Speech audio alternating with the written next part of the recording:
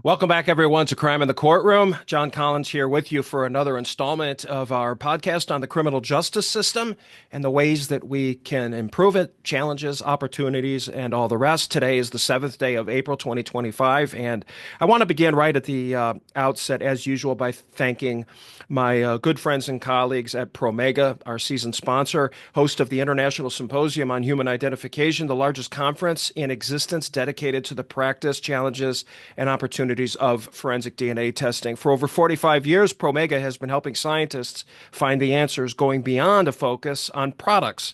At Promega, we bring a network of diverse ideas and solutions to drive better results, not only for our criminal justice system, but to protect and preserve our quality of life through the practice of life science. Promega, turning questions into discoveries. Learn more at promega.com. That's promega.com. And for information about our upcoming symposium later this year, where I will be, and I will be participating in a workshop, please visit ishinews.com. That's ishinews.com.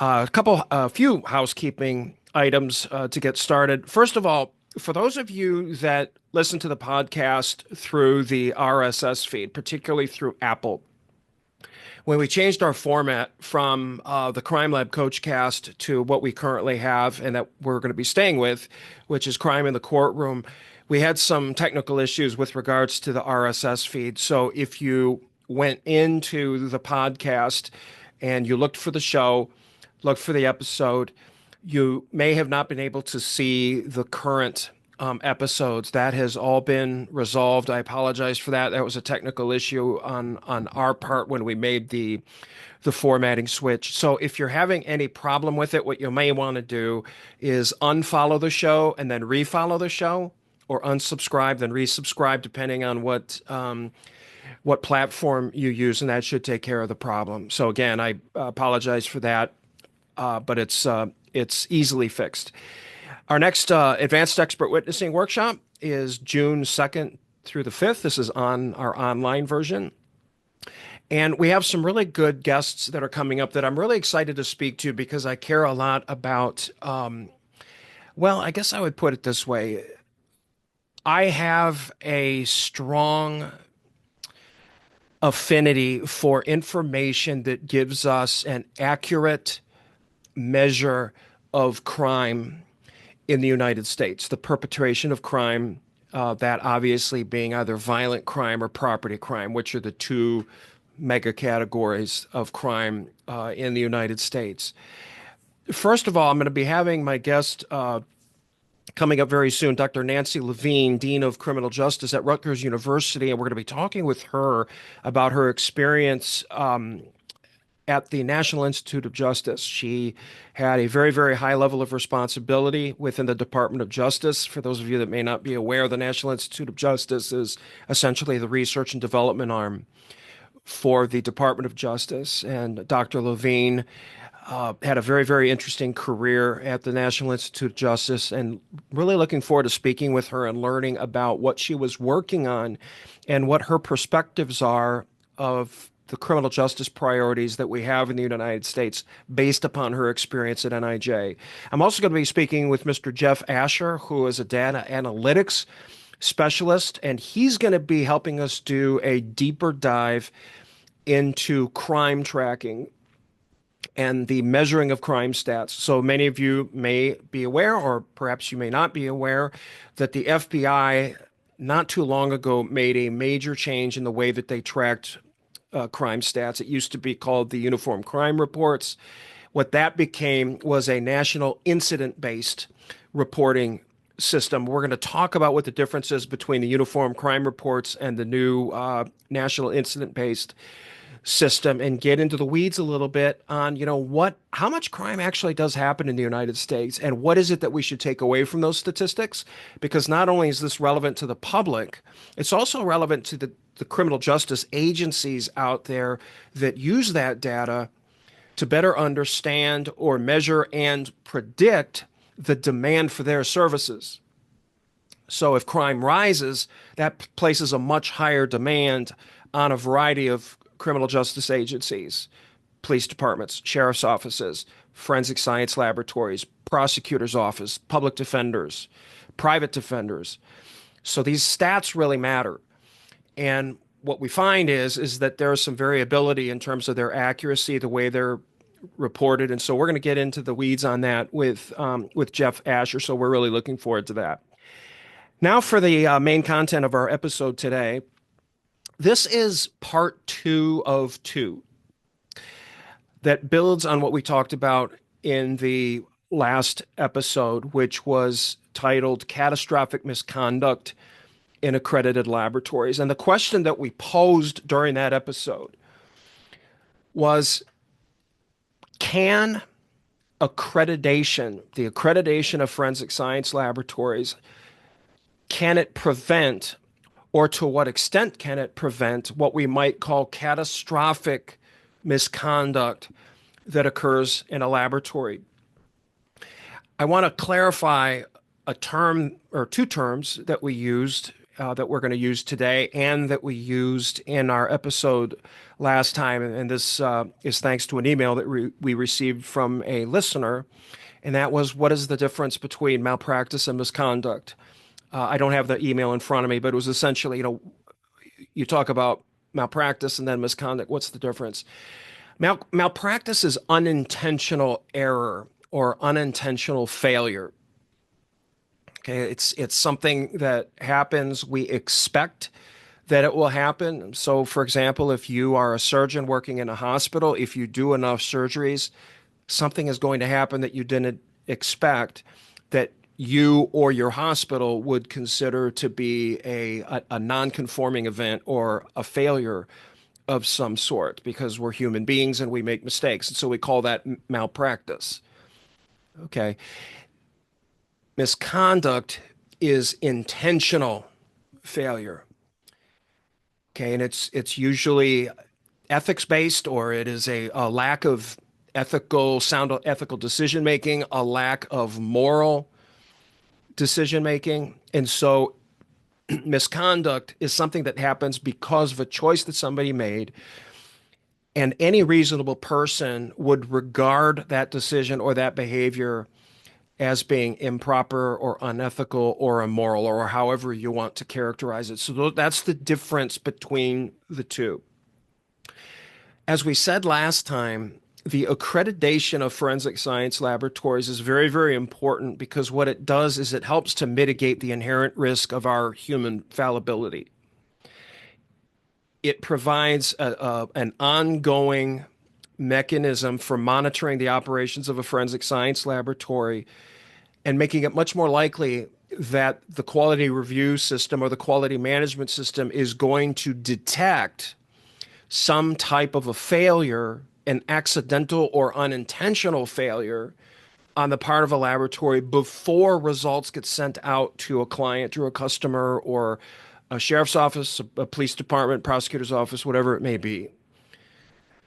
And so accreditation is very, very effective in mitigating the risk of malpractice, those unintentional failures that we expect are going to happen because we're human beings. And so we want to be able to detect them before they cause damage to one of our clients or one of our customers. And we don't need to go into why forensic science laboratories are so vitally important to our criminal justice system. They absolutely are. Forensic science laboratories in the United States do absolutely fantastic work, particularly when you consider how the challenges that they face with regards to scarcity of resources. These are people that are very, very dedicated, with extremely few exceptions, people that are very dedicated to supporting the criminal justice system, to make our criminal justice system more fair, more accurate, more reliable, using science. And so forensic science laboratories are those laboratories that process the evidence that is most commonly associated with the commission of crimes. So we often find these items of evidence at crime scenes and so forth. So I think we understand that these forensic science laboratories are extremely important. So what I'm going to be doing is building on what we talked last time to share a specific solution that I alluded to. In fact, I'm going to outline a series of seven solutions that if you employ these solutions, you can make a remarkable improvement on your ability to minimize the likelihood of catastrophic misconduct in a forensic science laboratory, particularly those kinds that we have seen more recently that have made a big splash on the front pages of newspapers. The two that come into mind, and I've spoken about this recently. The first is the Yvonne Missy was the name that she went by, Yvonne Wood case. Missy Wood worked for the Colorado Bureau of Investigation. And I disclosed last time that I have close working relationships with individuals with CBI and people that used to work with CBI. The other case was the quite famous Annie Dukin scandal, in which Annie Dukin was guilty of a number of forms of misconduct, the most dramatic of which is what we call in the forensic science laboratory dry labbing. What dry labbing is, for example, receiving a piece of evidence from a police department, let's say, and reporting out results for analyses that you never conducted. Now, that seems pretty egregious when I say that. And somebody out there that does not work in a forensic science laboratory may say to themselves, who on earth would do something that horrible? And I'm going to answer that question today. So you can imagine, for example, a drug chemist, with which Annie Dukin was, and she receives a small plastic bag that contains white powder. And the police department or the police investigators suspect that that is cocaine. They send it to the laboratory. They want the laboratory to test it and determine if it is in fact cocaine or if it is not cocaine. It could be something else. It could be aspirin or vitamin C or something else that could be crushed into a white powder. But when the laboratory analyzes that, they actually have to analyze it, and they use their instrumentations, and they can do color change tests using certain reagents. And then a properly trained scientist follows the laboratory's quality assurance procedures, conducts the analysis, documents the results in a testing report, and then sends that out to the investigators. That analysis revealed that item number 2, which was described as a small plastic bag containing white powder, that has been identified as cocaine, or however those results are worded. So in the Annie Dukin case, she was dry labbing. She was working, saying that she was working cases, reporting out results, and she had never done the analysis. It was a complete lie. And the interesting thing is when you look at the case and you study what happened, she had a legendary reputation of being far more productive than anybody else in the laboratory. Well, yeah. Well, now we understand why. Because she wasn't doing the work. And thoughtful, conscientious individuals that worked in her laboratory brought it to the attention of managers, and they did not do anything about it. Now, this was not an accredited laboratory, and this is really important to understand. It was actually a public health laboratory, which has been since relieved of its forensic testing duties, thank goodness. And so those operations were taken over, I believe, by the Massachusetts State Police, which was able to bring those operations, I presume, either eliminate them altogether or bring them under the framework of some forensic laboratory accreditation program.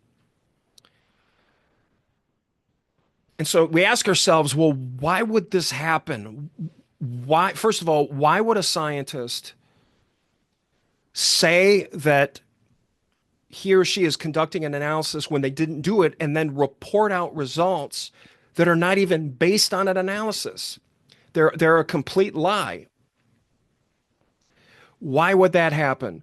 And then the second question is, and as a leadership coach, this is one that I find myself more fascinated by, is why would it be that anybody in a position of leadership or in a position of management in a public agency like that not respond to the legitimate concerns of your employees? And then also notice that the productivity of this individual is far and above higher than anybody else in the laboratory. You would think that you would put two and two together and say, we might have a problem here. But that didn't happen until they hit rock bottom, and the problem was revealed. She was exposed, and she went to prison. And I don't think I mentioned in the last episode that after Annie Dukin was convicted and she was sentenced to time, the sentence was 3 years, I believe, to a women's penitentiary in the Northeast. I reached out and spoke to the superintendent of the prison that Annie Dukin was in.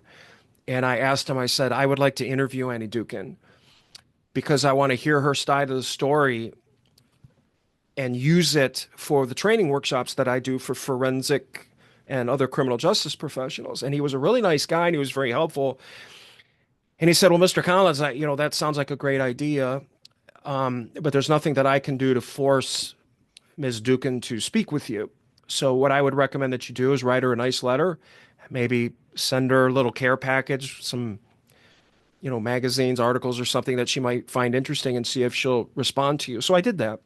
I wrote her a very nice letter, told her who I was, that I didn't want to judge her, that I wanted to use her experience to help boost the training that we provide to forensic laboratory scientists. And I include some articles that I had written on forensic science, and just I think I included a forensic evidence magazine, and I never heard anything back. But if the opportunity presents itself again, I'm going to try to make that happen. She's no longer serving time, so if that opportunity presents itself, I would like to talk with her again, not to judge her, but to understand what was the sequence of events that led her down that road. But I just want to reiterate for our purposes today that she did not work in an accredited laboratory, so she had no requirement to subject her work, or lack thereof, to some kind of administrative and or technical review process that would have allowed another independent scientist to notice that something was really wrong. So she didn't have that oversight.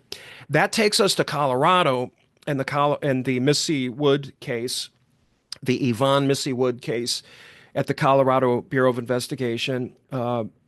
Unlike Annie Dukin, who was a drug chemist, Missy Wood was a DNA expert, DNA analyst, as we call them. And the significance of this particular case lies in the fact that it is somewhat similar to the Annie Dukin case, in that Missy Wood had a reputation as being sort of the darling of the criminal justice system. Everybody loved her. Everybody loved her. The prosecutors loved her. The investigators loved her. She would bend over backwards for anything that anybody needed. She was there for them. And I'm not going to mention or even hint at the person that I spoke to, but I was contacted by the source. Was not anonymous to me, but I'm not going to mention who this individual was, who, let's just say, has an affiliation with the Colorado Bureau of Investigation, and provided me. I was on the phone with this person for about a half an hour, and it was very, very helpful. And so I've got I think it's a little bit more better understanding of what was going on in that case. Missy Woods, as I said, was everybody's darling. She worked the cases that people wanted when they needed them to be worked. Loved by the prosecutors, loved by the investigators. And so it stands to reason that for over Missy Wood's career, then the managers, particularly the executive level leaders in the Colorado Bureau of Investigation, would naturally be a little bit intimidated by Ms. Wood's popularity in the criminal justice system or in the criminal jurisdictions that she served. And I've been a forensic laboratory director. I was a state laboratory system director. And there's something quite powerful about a scientist that has that kind of personality, that kind of extroversion and sense of agreeableness and sense of service that really ingratiates themselves, becomes very, very popular amongst the clients that that laboratory serves. And so as a laboratory executive, you take notice of that and you respect the respect that your scientist has among the customers that you serve, and you see that as a good thing.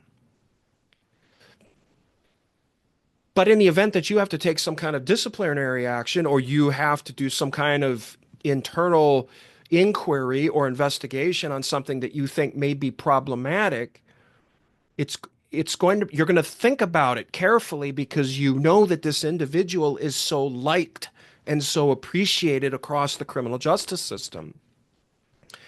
And that indeed was the case, as I understand it, with Missy Wood. And one of the things that she did was that she insisted on being the DNA analyst that worked the major cases. She wanted to be the point person. And she was.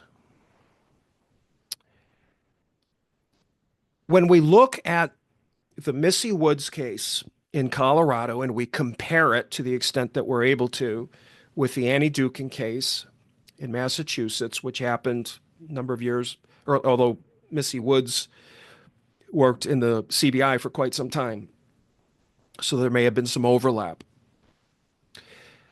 There is a common thread between those two cases. So we have, and we're going to talk about that, we have these two incidents. We will call these instances of catastrophic misconduct occurring in forensic science laboratories. One was accredited, one was not. But these two cases represent the most severe instances of scandal that have occurred in forensic science laboratories, I would say, in my 30 plus year career in forensic science. You're always going to, whenever human beings are doing something, you're always going to have some problems that arise. But to have these singular instances that are so severe and so sweeping and involves so many cases and requires such an effort and so much expense, monetary expense, to even investigate it, let alone try to clean it up and undo the damage and rework the cases. Okay.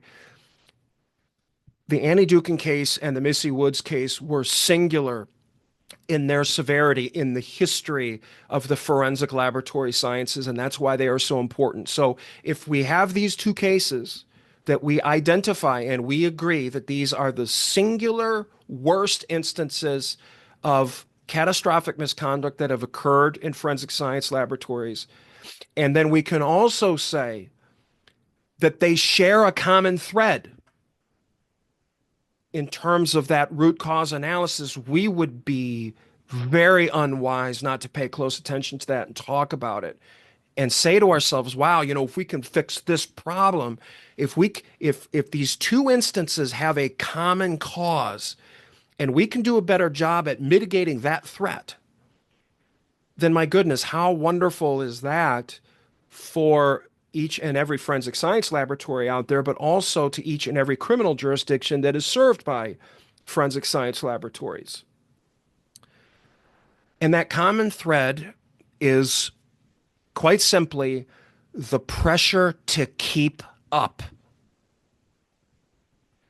The pressure that scientists place on themselves, forensics laboratory scientists, place on themselves to keep up with the work that is coming in the front door. And I think that we are starting to understand better as a criminal justice community, which includes forensic science laboratories and sheriff's offices and police departments and everybody else. We have a greater appreciation now for how serious that is, and that if it is allowed to go unchecked and it is allowed to create these pressures that rest on the shoulders of forensic science laboratories, and if we can fix that, we can prevent, to the extent that that is possible, to whatever degree is possible, future instances that rise to the level of the Annie Dukin and Missy Woods case. For those that are not familiar with forensic laboratory accreditation, back in the early 2000s, the accreditation programs for forensic laboratories went through a major transition. We used to have what was called the Legacy Program, and this was through what was called the American Society of Crime Laboratory Directors Laboratory Accreditation Board. We used to call it ASCLD Lab. We now call that the old Legacy Program. ASCLD Lab doesn't exist anymore. And so what we transitioned to was an international-based standard. So forensic laboratory accreditation is based on this international standard, and that is called ISO 17025. 17025. And this is for the general competence of what are called calibration and testing laboratories, which includes forensic science laboratories. This standard has gone through a couple of revisions in the last 20 years, and I want to disclose that I have not conducted an accreditation inspection in the last, 15 years, about. But I don't. The standard has not changed that much. And one of the things that exists in the 17025 standard is a provision on dealing with what's called undue pressure. So the ISO standard regards, just as an example, a kind of a pressure that could be placed on a forensic laboratory scientist by, let's say, a police commander in an overarching sheriff's department or police department or Department of State Police, whatever it may be. I think any reasonable person would recognize the inappropriateness of a detective, a police detective, or a commander, a captain, a chief, a sheriff, strolling down into the forensic laboratory and saying, "Hey, I heard that you got some evidence from this XYZ homicide, and I understand you're going to be doing some working on some latent print evidence. Well, I just want you to know that I expect the laboratory to identify John Doe as the perpetrator. We're sure it's him. He needs to go to prison, and you in the laboratory need to make sure that that happens," right? That would be gross misconduct. That would rise to the level of corruption. And so the ISO standard regards that, would regard that as undue pressure. The point that I made last time was that, in the last episode, was that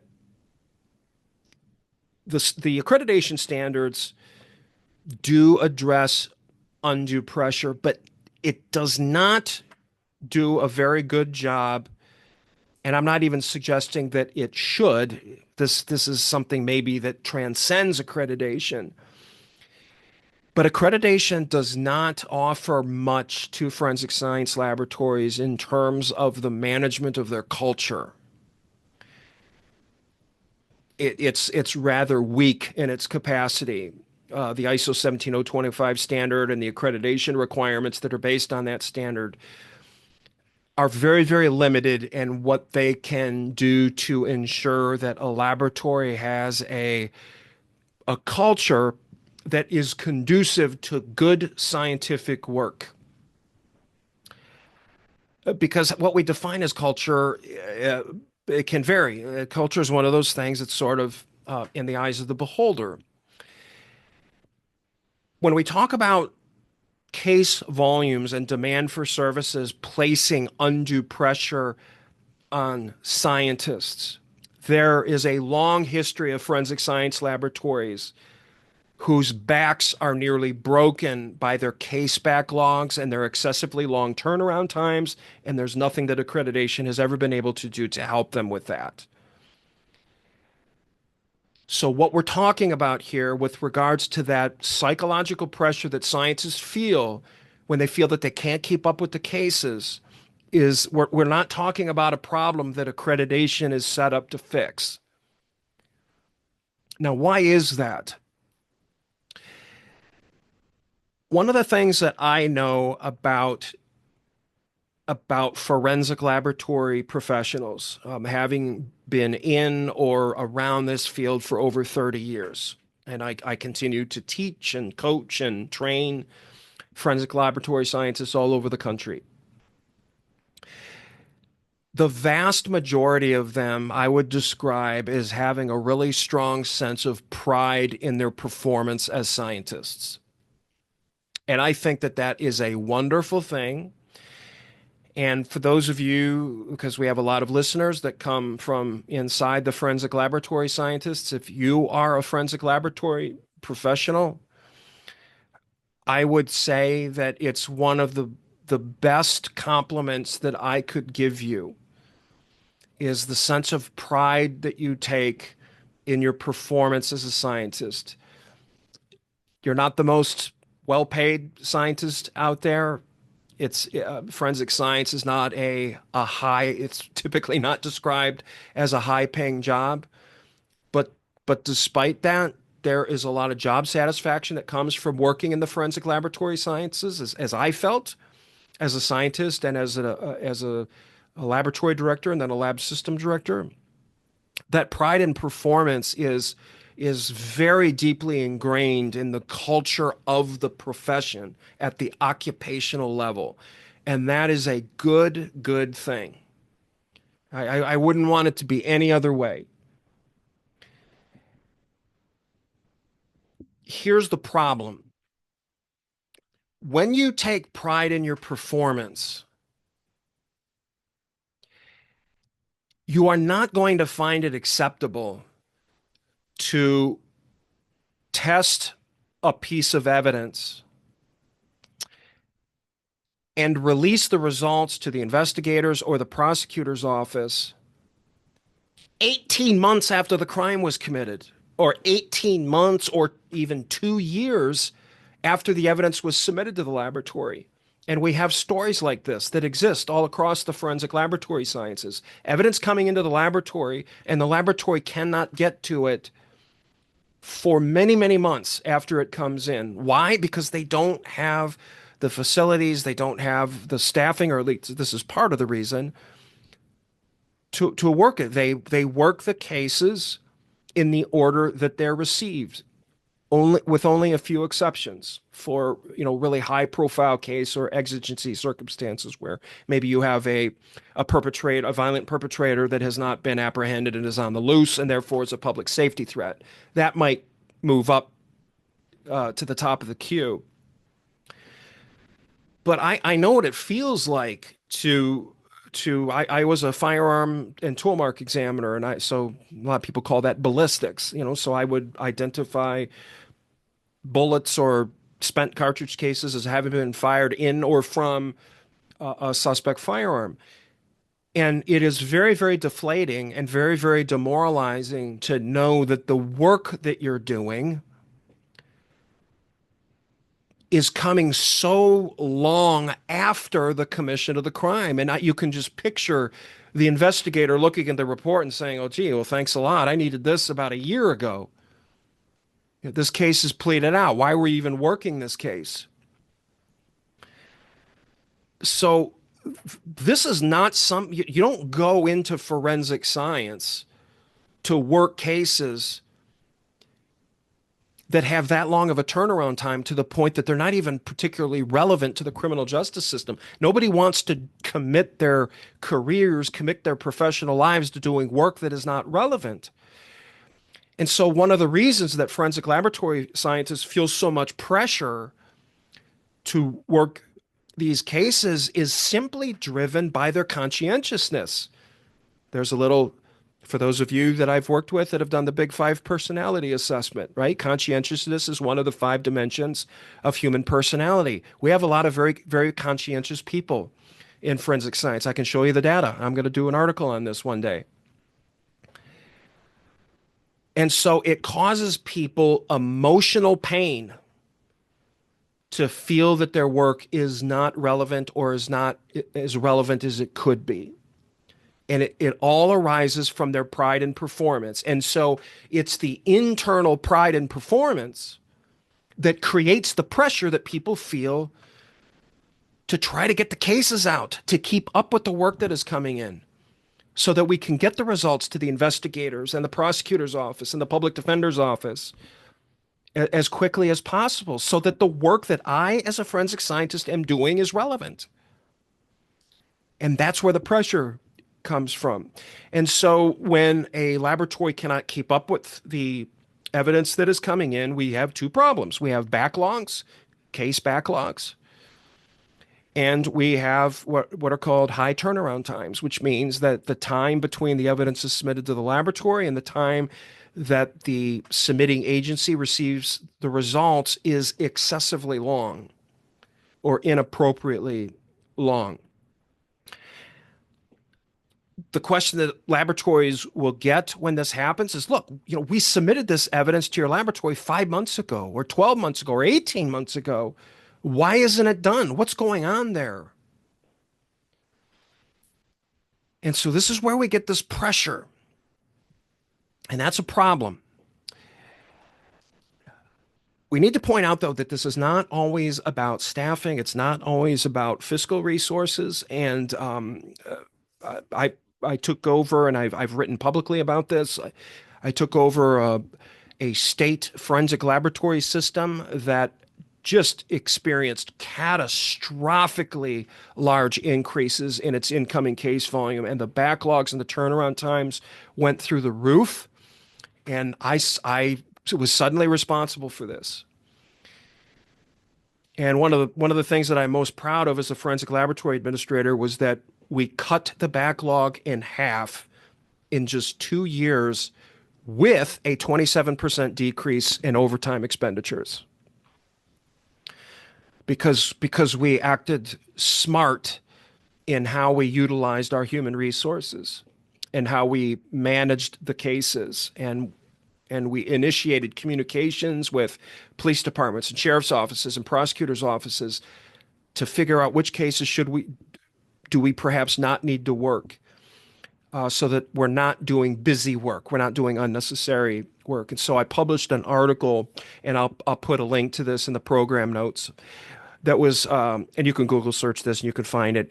The title of the article was "A Reality Check on Crime Lab Backlogs." And this was in the Michigan Bar Journal in, I think it was October of 2012, but I know it was in 2012. And the point of this article was to say that backlogs are not just a staffing problem. They're not just a facility problem.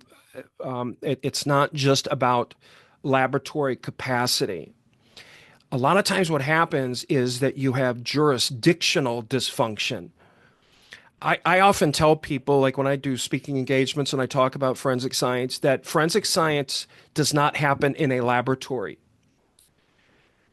Forensic science happens across a jurisdiction. It starts at the crime scene and it goes all the way to the courtroom, and everybody is responsible for the competence of the system that is managing all of that forensic evidence. And that, of course, includes the forensic science laboratory. But when you have dysfunction within a jurisdiction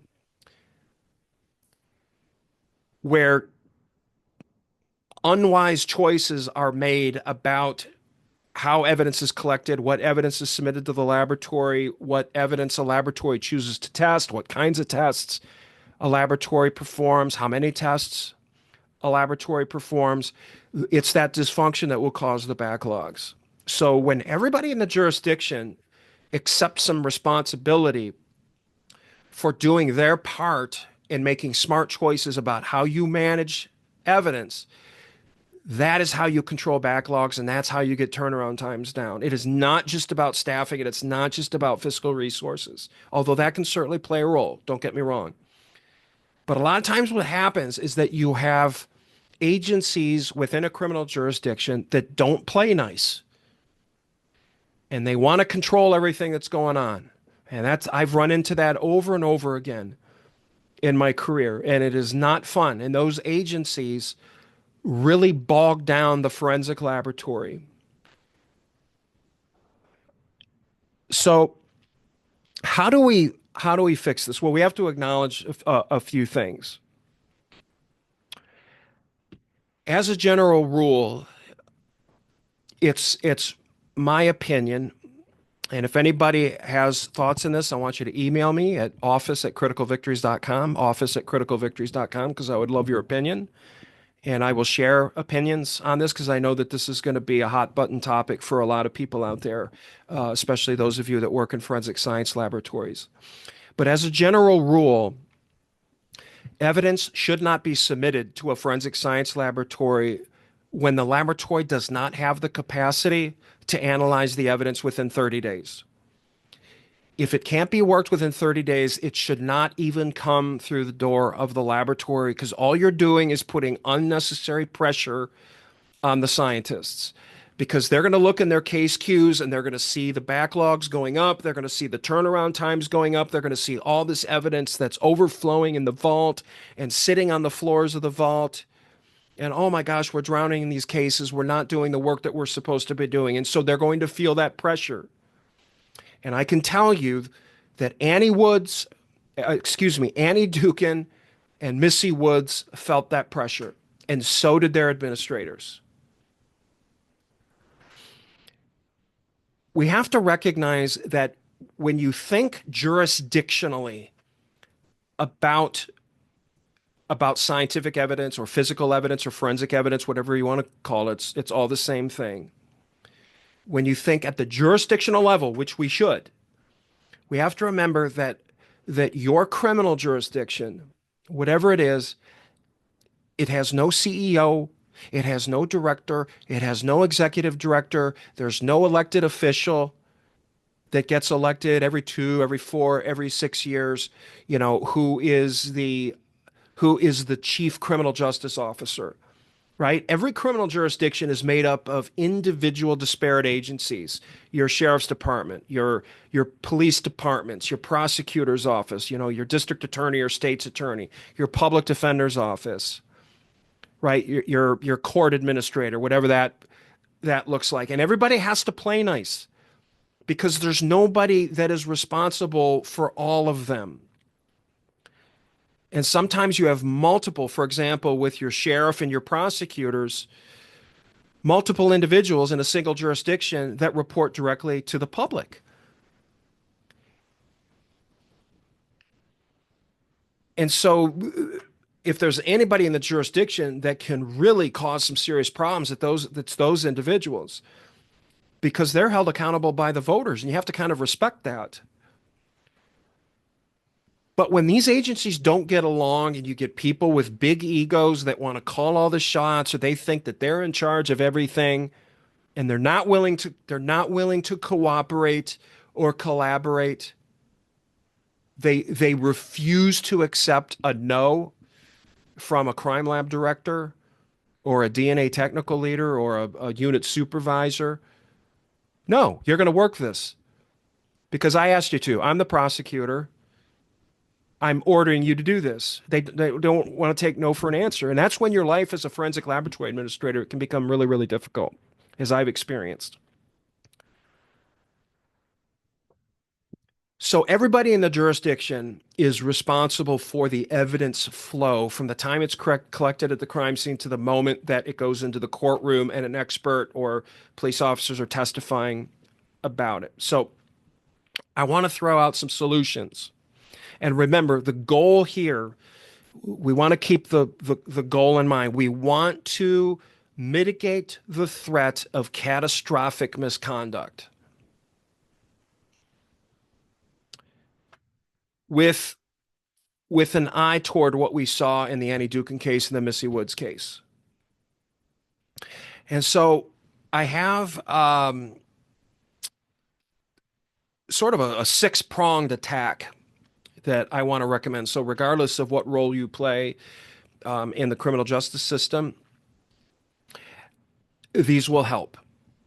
So the first is that, and this is kind of an overarching issue, is that every forensic science laboratory has to have complete command of its data, the status of assignments, incoming and outgoing, and can consistently monitor its what's called throughput capacity. Okay, so everybody's aware of input and output. Throughput means that something is working its way through a system from start to finish. And so forensic laboratory throughput is from the time that it comes in or submitted to the laboratory to the time that the evidence released and the results get sent out to the prosecutor's office or the investigator, whomever that may be, or both. The second, and I had a lot of success with this, I would like to personally recommend to anybody that cares about the management of forensic evidence in or outside a laboratory across a jurisdiction that the forensic science laboratory should release on a monthly basis, both monthly, quarterly, and annually, a statement. Not just a report. I know there's a lot of reports out there. I mean a statement that tracks incoming cases, incoming what are called assignments. And there's some other terms from that. I use assignment. That's what I'm accustomed to. Incoming and outgoing. So in a laboratory, you're always going to have, within a period of time, new assignments that come in that are for evidence that was submitted during that month. You have those assignments that are awaiting analysis, and this can be lab-wide or it can be by unit, like latent print unit, drug chemistry unit, DNA unit, and those that were completed and out the front door. So it's very much like your checking account.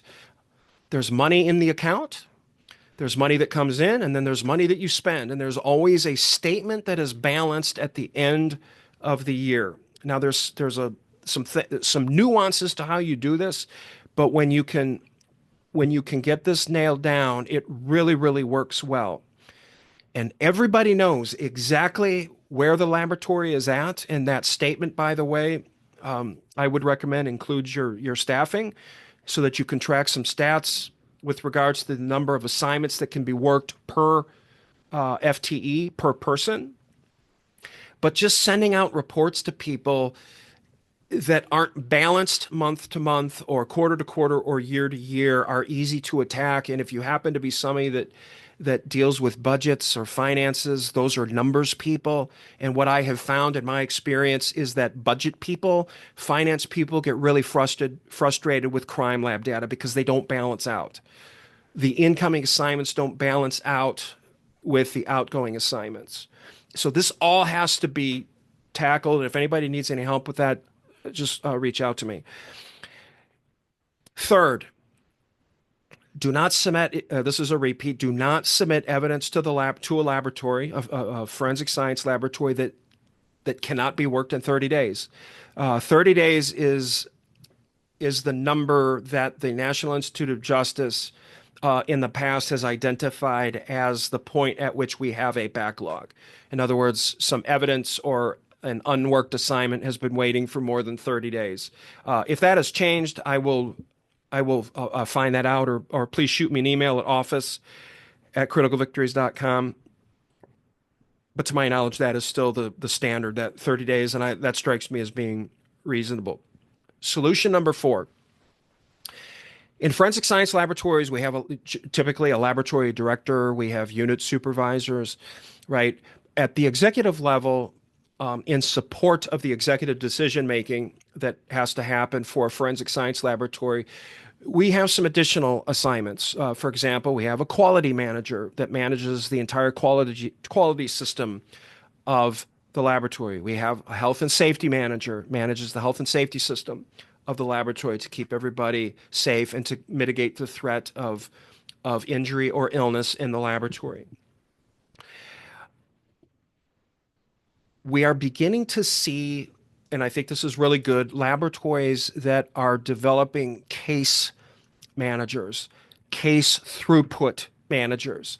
These are individuals that are responsible for tracking evidence that's coming into the laboratory, new testing assignments that are created, the completion of assignments. And so these individuals are constantly monitoring the pressure that is on the laboratory, the assignments that are waiting, how old they are, the assignments that are being completed, the number of days that it took to complete that assignment from the time that the results were released to the time that the evidence was first submitted to the laboratory.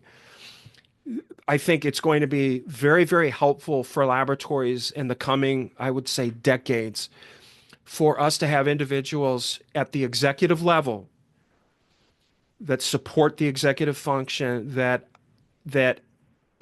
have the responsibility of monitoring case throughput and issuing these performance statements on a monthly, quarterly, and annual basis. Number 5. Now, this is not related to backlogs or turnaround times, but it certainly is related to the potential for misconduct that results from the pressure that arises from those backlogs and turnaround times. And this reiterates a little bit what we talked about in the last episode, which is to have a whistleblowing policy and procedure in the laboratory that allows you, as an executive manager of the laboratory, to reveal the presence of possible misconduct. And you have to make sure that the people that are reporting what they believe, in other words, they're the ones that are blowing the whistle, you have to have provisions that keep them safe. And by the way, article that I wrote, it was called The New Discrimination. And the new protected class is the whistleblower. And what you need to know about whistleblowing, and this is very, very helpful for any manager in any organization, but particularly when you work in a government public sector agency, it is illegal to retaliate against somebody that blows the whistle on what they believe is some kind of malpractice or misconduct. But there's a second part of that that's equally important, and that is that the individual does not have to be correct to be protected. If they are wrong, then you have to accept that they're wrong, and you don't punish them or retaliate against them for being wrong or for blowing the whistle. Now, you can coach them, and you may have some legitimate concerns about their perception of reality if what they report is just so egregious that it signals either a real lack of knowledge or professionalism or a disrespect for the whistleblowing process. So you have to incorporate that into your policies and procedures. But it's vital that every single forensic science laboratory out there has a really good, strong whistleblowing procedure that makes it likely that misconduct or malpractice will be revealed to the executive level decision makers and that the whistleblower is protected. Finally, because in our society today we have so many issues with regards to addiction, and we have even on some instances the decriminalization or the celebration even of recreational use of drugs. It's a tough time to be an individual that has a biological or physiological propensity to become addicted. And there are people out there that have that neurological framework. They are just, their system is primed to become addicted to substances. We also have the opioid epidemic, which is where opiates are prescribed by doctors and then people become dependent on those. Some type of policy and procedure in your laboratory for both random drug screening and non-random drug screening is very, very important. It cannot be just random. You have to be able to test in the event that somebody is suspected of having a problem. Maybe their behavior is changing, their physical appearance is changing, and employees know each other. They work together on the same team, and they're going to notice if something is wrong. And a lot of times they'll just talk to that individual. Hey, are you okay? Is everything all right?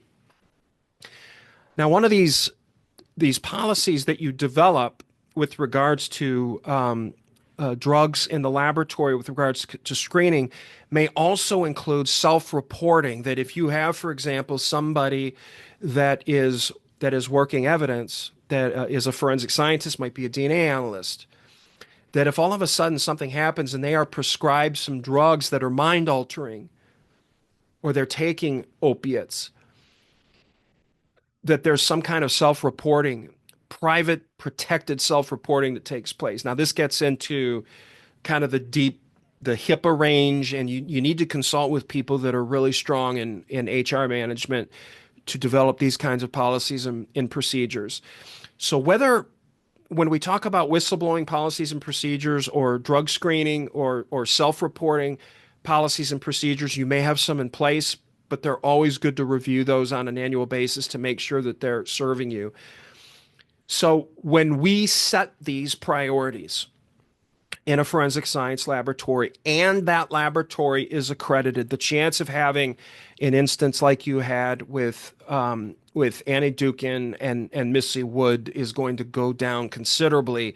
And when you look at the costs that have been faced by the state of Massachusetts, or I should say the Commonwealth of Massachusetts and the state of Colorado, it's unthinkable how expensive these catastrophic instances of misconduct are to these states or to these jurisdictions. And so it's worth getting in front of it and making sure that you have really good, sound policies and procedures, as we've talked about in this episode.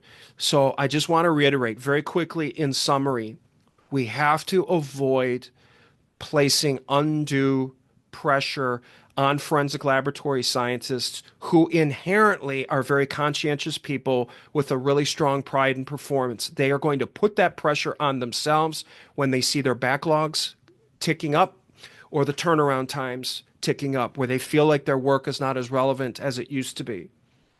We have to have provisions in place for whistleblowing, really good solid policies and procedures, and then really good drug screening and self-reporting policies and procedures, so that we minimize the possibility that we have an individual in our laboratory that is addicted to some substance, whether it be a controlled substance or alcohol of some sort, and in the worst instances, try to feed that addiction because they can no longer get the prescription from their doctor, actually go into the vault and start digging through the vault and consuming the drug samples, and then replacing it with something else like sugar or some other, to replace it so it doesn't look like it has been tampered with. So again, just to this, as I mentioned at the outset, this is the second of two episodes that I wanted to do on when catastrophic misconduct occurs in an accredited forensic science laboratory. We've talked a lot about a lot of these issues over the last two episodes, including this one. And I think what we understand and we need to appreciate is that accreditation is really, really good for identifying instances of malpractice very, very quickly, and then dealing with it effectively through your corrective action processes. But accreditation is not very strong in the prevention or the detection of misconduct, or the cultural problems that can place heavy pressures or burdens on the psychological makeup of forensic laboratory professionals. And so it's worth it to all of us, to our quality of life, to the effectiveness and the fairness of our criminal jurisdictions that we serve and that we care about, to get ahead of this and to make sure that we're doing what we are doing to prevent catastrophic failures, instead of being put in the position of having to deal with them after they've already happened. So I hope you find this helpful.